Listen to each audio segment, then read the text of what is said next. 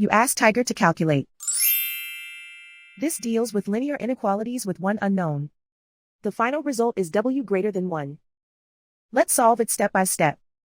Group all w terms on the left side of the inequality. Add 6w to both sides.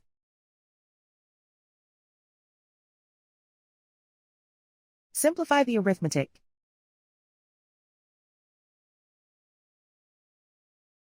Group like terms.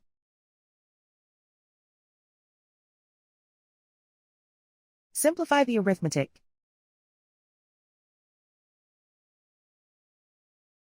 Isolate the w. Divide both sides by 11.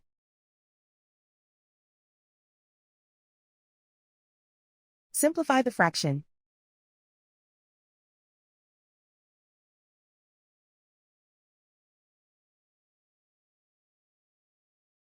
Plot the solution on a coordinate grid. And so the final result is w greater than 1.